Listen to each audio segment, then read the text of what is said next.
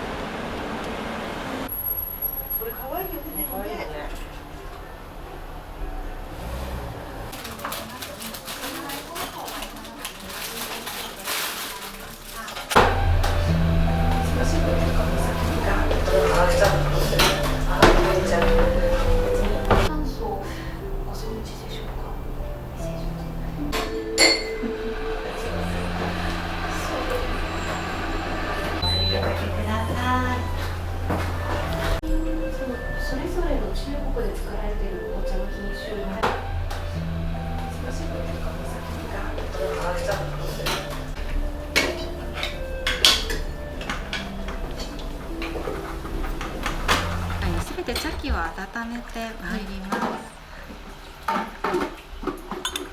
最初のこの部分は覚えなくて大丈夫ですので、2、30秒しますと茶器温まります。こちらがガイワンといって蓋付きのお椀です。おもちゃになります。こんな感じで色が変わります。いろんな種類があって、このお席はちょうど密覧光とあってライチでございますね。はい、では茶葉はすべて入れてしまいます。先ほどこちらガイワンを温めましたので、その熱と水分を茶葉に含ませてまいります。では1煎目を飲むとさらに甘いライチのような香りがします。ほうたん草1煎目ちょっとアクが出るので蓋でアク取っていきますね。はい、そうしましたら、では1煎目入れていきます。ほうたん草の蜜蘭湖1煎目でございます。少しピンクがかったロゼのお色が特徴です。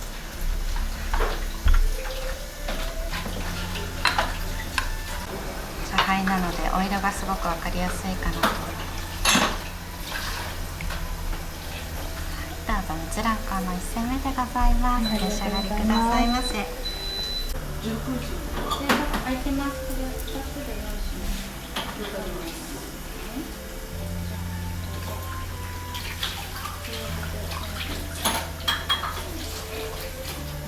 ます。こちらの手前の紫色のがブルーベリーとさんざしの東で、その隣にあるのがマンゴーとアーモンドのヌガ、奥にある袋に入っているのがガーリックマーバーといってカリッとしたお塩味のスナック菓子になります。初めてでございます。